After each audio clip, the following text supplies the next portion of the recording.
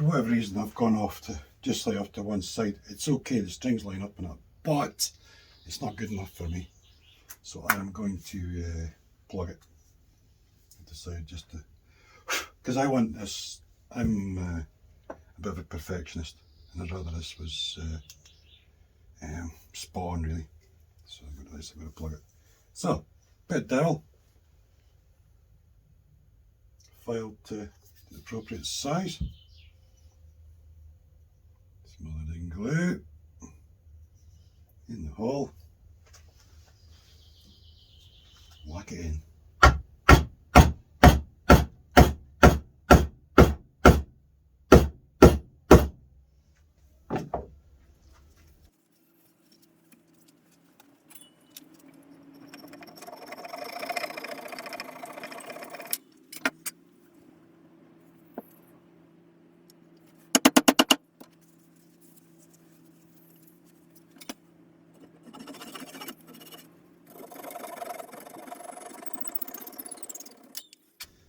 Right, so I've re-drilled these now, loads better, I just checked it.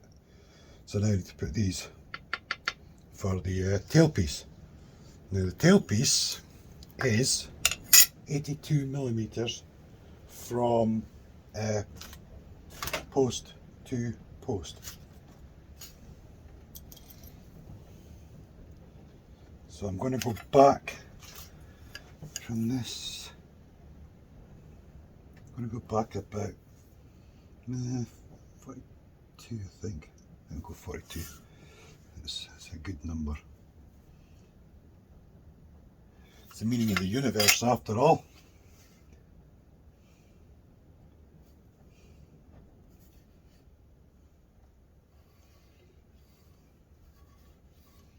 Now we need to come, so it's 82, you come 41. So I'll go from there to the 51.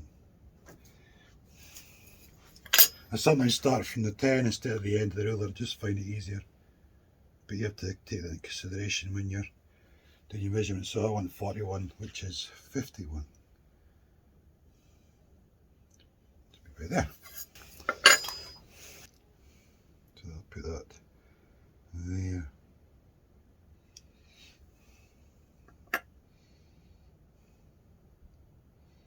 Yeah, cool.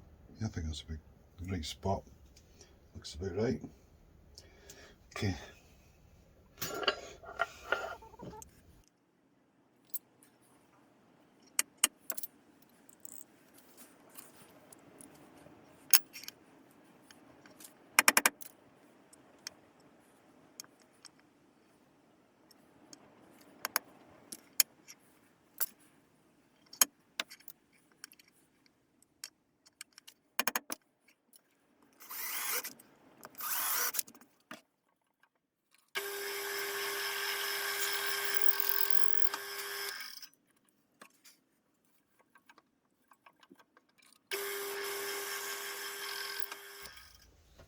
I'm signing up to 320 everywhere. I think I've got everything, but you always do.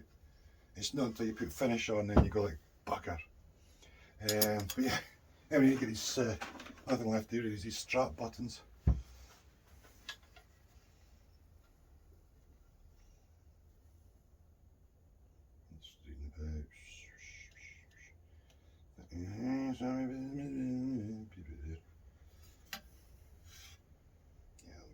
Just somewhere it's in the middle. As long as it looks middle, you can measure it as much as you want, but as long as the strap button looks central, you're good. It's just it's really just an aesthetic thing. And the way they sit, it doesn't have to be exact science.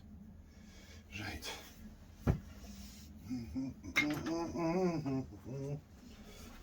This out the bum here. Get that bunchy thing on it and poof. Poof. And that's that done. This strap button at the front, it usually heads towards the headstock, okay? That's the general sort of consensus of. There we go. Right, let's drill a couple of holes in.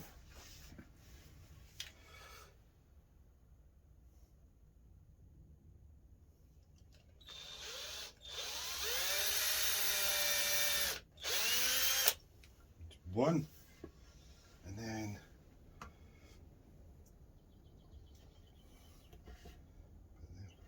right.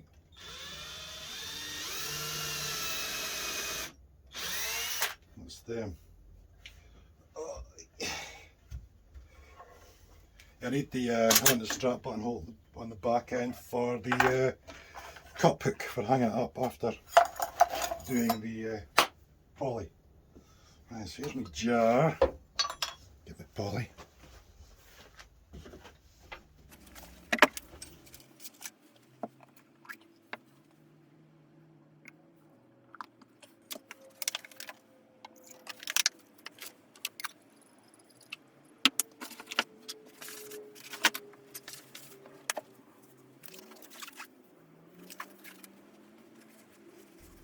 So at this stage, dust and things don't matter at all. I mean, what'll happen is the poly will dry, and once it's dry, just brush any dust off the surface, it's fine.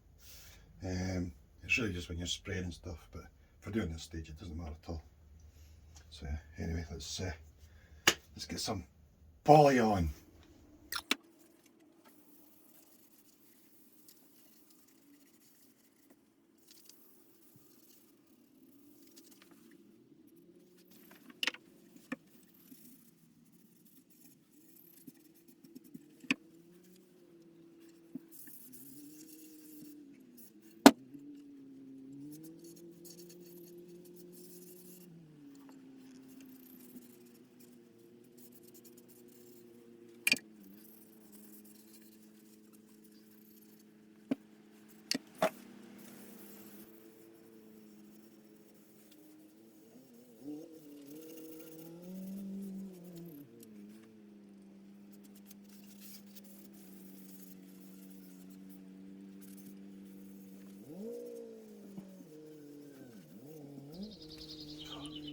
Looking beautiful, isn't it? And the colour of the neck is, of course, it's fantastic. It's that African mahogany. You see the light line around the neck pocket, the way that's the glue I need to get rid of that stuff. But I couldn't see it. You just can't see it. Put finish on, you can tell where it is. Then I'll just get in with a razor blade or something and just scrape away at it, you know. And then we'll see when I add more finish. Hopefully it'll disappear then. But that's absolutely gorgeous. Beautiful. Got a bit of blue in here, blue up there, bits of blue down here and stuff. Really nice and subtle. Yeah, I'm super happy with it. Right, so this is a few coats now. The neck is feeling lush. It's got little roughish areas at each end, and I'm just going to use some 1500 grit, just really gently. That's all it needs. It's just very light. Whenever you sort of feel a sort of roughish area. Yep. I mean, you can sand it with a 1500 and then recoat it if you want, but I don't think this needs it. It's just feeling so nice. So I don't think I will in this case. Then for the body, I'm going to use, if I can remember where I put it, wait, here it is. I'm going to use this piece of 500 grit, a little cork block, just to rub any sort of rough areas off. It's just where any the poly sort of collected or anything, you know, just anything really. Just get it all smoothed off. 500 grit's fine for it. Most of it feels okay. Just here and there.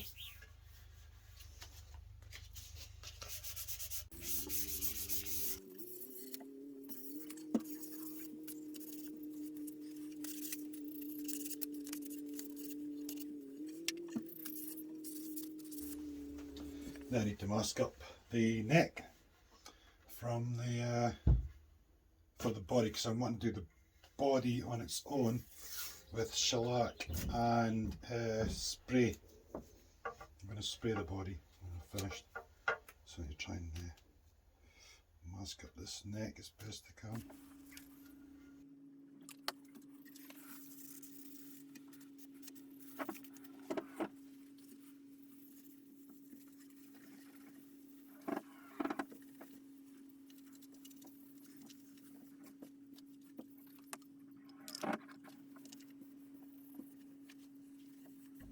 Right, so that's the shellac. Well, that's the first coat of shellac on. And now that's on, I can see marks, like there's a scratch in there, so I'll probably sand this back again. It's up to yourself how fussy you are, what you're kind of finish you want.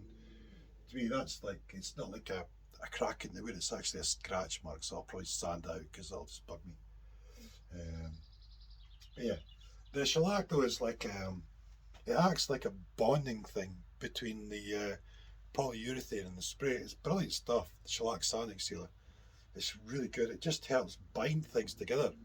Every guitar I've used, I've done with the poly, then the shellac sanding sealer, and then sprayed. I've had absolutely zero issues with none of them.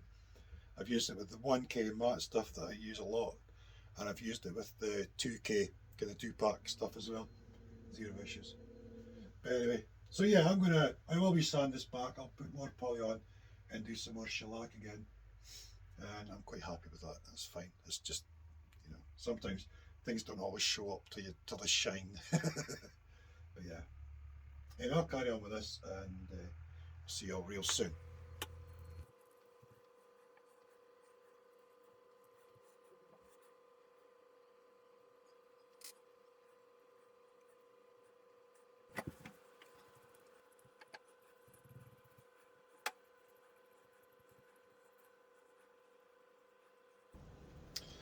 Right, so this had about 3 or 4 coats of the shellac sanding sealer, and it's all sanded smooth and ready to be sprayed.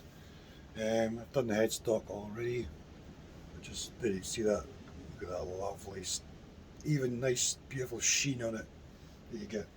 I love that. I've put a nail up, I'm going to hang it by one of the tuner holes.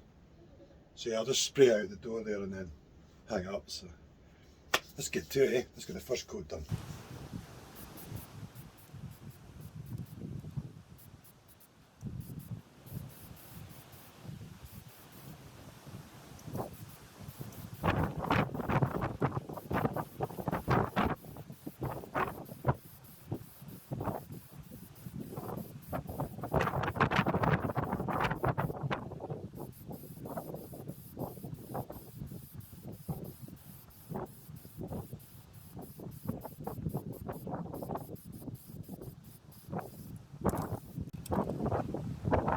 See, it's already starting to dry. But yeah, it's going to look superb. That's the one thing with this it's just standard car stuff. It's a cheap one. It's like, this is £6.50. I get it for about £5.50 or something, so you get a discount from the shop. But it's just standard 1K off the shelf car stuff, acrylic based stuff, you know. But it's great with the matte. I think it works brilliant. It just works brilliant. And yeah, so I put the oil polyurethane on, which I love. It helps seal the wood. You can sand it in if you want to, and it'll fill grain, or you just keep putting it on and rubbing it back, sanding it back and stuff. Fills grain and things. And then the shellac, like I said before, it acts like a binder. So when I put the shellac on, like if I leave the shellac off, then when I put the clear coat on, you can just scrape off with your fingernail. But using this stuff, it's really stuck, because every guitar I've done with it, the finish is still absolutely superb.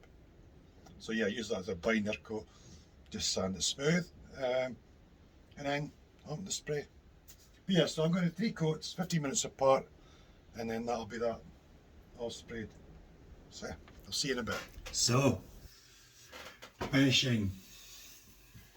Here we are. I mean, that looks great, isn't it? And look at the blue, it's really quite subtle, and it's nice, that I'm really liking that. So yeah, it's all done. And as usual, I just take 2000 grit. I don't know if that's coming right there, but I take 2000 grit and I just go over the whole thing, just really lightly, just looking for any sort of overspray feel, just really lightly over the whole thing, and that just does a great thing. I mean, you can see it there, you know, it's like, you can't see any scratches really, can you? The sun's gone, there was the best sun out a minute ago, but it's kind of disappeared, so it's hard to see now. But yeah, but yeah, looks and feels superb. So I've got that, and got the cover for the cavity, because I made it for the jelly originally, but that'll do fine on there. Tying with the front, and I'm going to use a little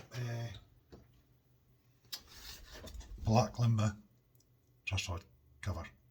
I made this originally for remember the guitar with the black limber body with the bird's eye maple neck, and then the neck warped on it. When I rebuilt the neck, because I thought about it, and you're locking up the retainer bar and stuff, it gets really busy up then, so I actually put the truss rod in the other way, and then did away with having any truss rod cover when I made the new neck. So this is leftover. I'm going to use it on that guitar there. I did make this one, but it's a bit big and the colour's a bit dark, and it doesn't look as good. So yeah, I'm going to use this one instead. But yeah, so that's that. I'm going to leave this here, and when we come back, assembly and plug it in and see how it goes, eh?